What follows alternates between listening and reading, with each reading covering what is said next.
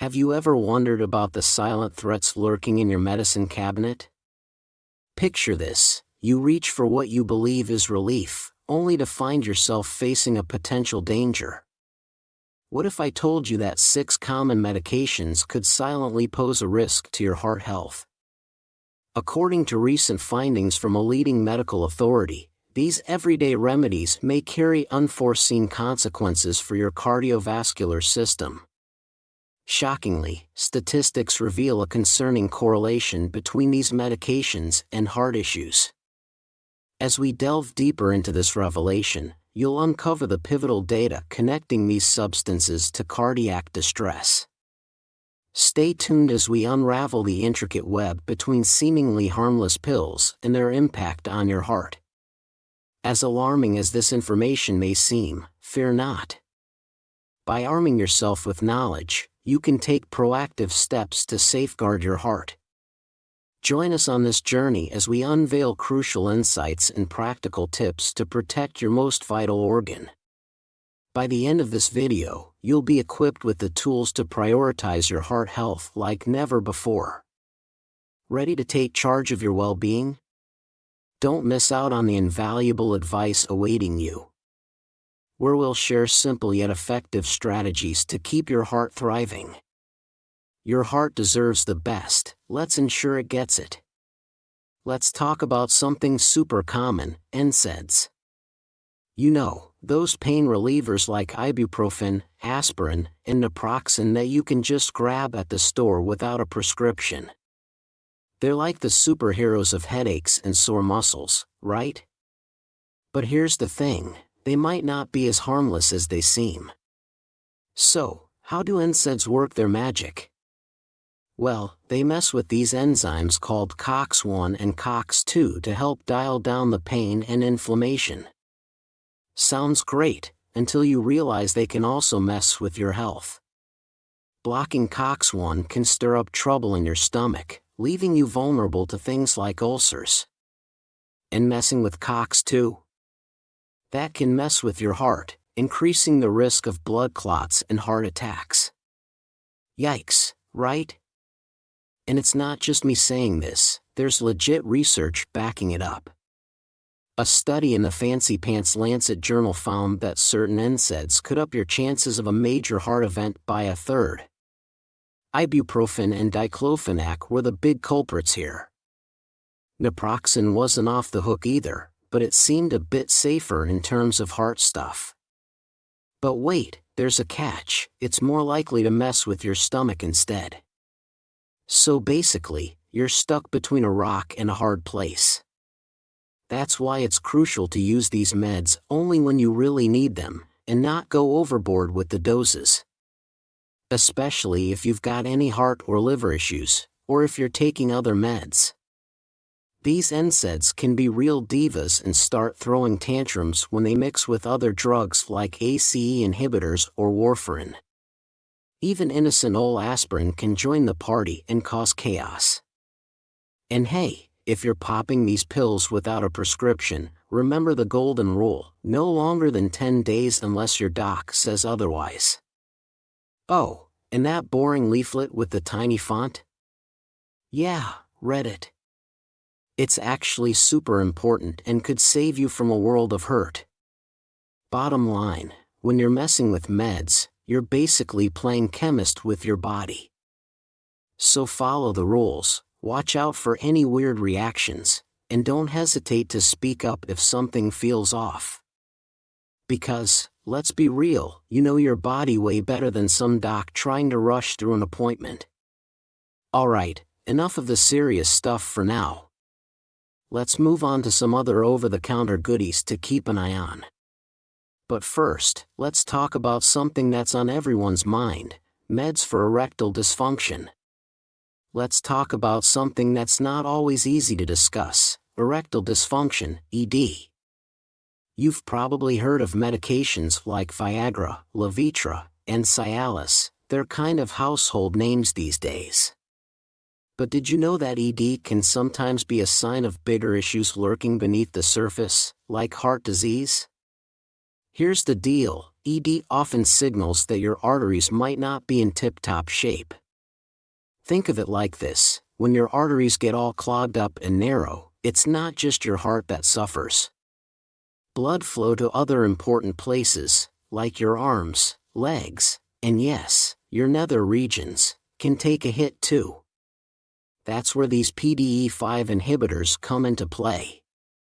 They're like magic pills that help relax the muscles in your artery walls, letting more blood flow where it needs to go. Sounds great, right? But here's the catch: our bodies like things to be just right, and when these meds open up those arteries more than usual, it can mess with things like blood pressure and how your heart works. Not ideal, especially if your ticker's already under strain. And get this, those little blue pills don't always play nice with other meds. If you're popping nitrates for your heart, mixing them with PDE5 inhibitors can send your blood pressure on a roller coaster ride, and not the fun kind. Let's dive into something pretty heavy: the link between heart disease and diabetes. Turns out, some of the meds meant to help with diabetes can actually put your heart at risk. Crazy, right? Take metformin, for example. Metformin's like a superhero against high blood sugar levels. It tackles the issue from all angles, slowing down glucose production in your liver, making your body more responsive to insulin, and even dialing back how much glucose your gut absorbs. Pretty impressive stuff. But here's the kicker: if your kidneys aren't in tip-top shape, metformin can spell trouble. And get this, lots of folks with type 2 diabetes have kidney issues without even knowing it. The big worry here? Something called lactic acidosis. It's like a buildup of acid in your body that can mess with your muscles, your breathing, and even send your heart into a panic. Not fun, to say the least. Then there's thiazolidinediones, another type of diabetes med. They're all about making your body more sensitive to insulin, which sounds great, until you realize they can also make you retain fluid. And for a heart that's already struggling, that extra fluid can be a real burden, making it harder to catch your breath and leaving you feeling wiped out. Last but not least, we've got DPP-4 inhibitors. These guys boost insulin production, which sounds like a win-win, right? Not so fast. Some studies have shown that they might up your risk of heart failure. Like, seriously? It's like you're trying to manage one thing and end up stirring up a whole new problem. So if you're on any of these meds, especially if you're doubling up with thiazolidinediones or DPP-4 inhibitors, keep a close eye on how you're feeling. And hey, if you can find ways to dial back on these meds naturally, that's always the dream scenario, right? Let's talk about something sneaky lurking in your medicine cabinet: decongestant nasal sprays. You know, those little helpers you turn to when your nose feels like it's hosting a traffic jam? Turns out, they might not be as innocent as they seem. Studies have shown that decongestants, like pseudoephedrine, can mess with your blood pressure, especially the systolic kind. And when your blood pressure's acting up, it can spell trouble for your heart, potentially leading to some scary cardiac events. Not exactly what you signed up for when you just wanted to breathe easier, right? But wait, there's more. These sprays aren't exactly BFFs with other meds or health conditions either. They can cozy up to things like arrhythmias, hypertension, palpitations, and tachycardia, making matters even worse. And here's a kicker: if you overdo it with these sprays, you might end up with something called rebound rhinitis. Basically, once the effects wear off, your congestion comes back with a vengeance, leaving you right back where you started. Talk about frustrating. So, if you've got any heart issues, high blood pressure, thyroid drama, diabetes, or really any health concerns at all, it's super important to chat with your doc before reaching for the spray bottle. They can help you navigate the tricky world of meds and make sure everything plays nice together. Your health is too important to leave to chance, after all. Let's dive into something that hits close to home for many: antidepressants. Specifically, we're talking about those old school ones called tricyclic antidepressants, or TCAs. They're often used to tackle depression, but here's the kicker: they might mess with your heart. So, how do TCAs work their magic? They mess with these brain chemicals called neurotransmitters, like norepinephrine and serotonin. Sounds good, right? Well, not so fast. Turns out, they can also mess with your heart's electrical system, throwing things out of whack and potentially leading to heart rhythm issues like tachycardia, where your heart starts racing like it's training for a marathon. And it doesn't stop there. Some studies have even linked TCAs to a condition called cardiomyopathy, where your heart muscle gets all thick and stiff, putting you at risk for heart failure. Not exactly what you signed up for when you were just trying to feel better, huh? Now, there's a newer kid on the block called selective serotonin reuptake inhibitors, or SSRIs. These guys are generally considered safer when it comes to your ticker. They focus on serotonin without messing too much with other brain chemicals or your heart's electrical system. Less drama, less risk. But here's the thing: whether you're on TCAs or SSRIs, they can still throw a wrench into things when it comes to other meds. Like anti-nausea pills, mood stabilizers, or even opioids. And let's not forget about St. John's wort, that herbal supplement everyone's buzzing about. Turns out, it can mix with these antidepressants in a not-so-great way, cranking up your risk for heart issues.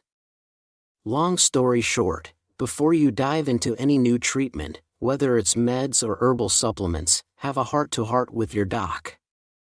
They'll help you navigate the maze of options and make sure your ticker stays happy and healthy. Let's chat about something pretty important: Diltiazem.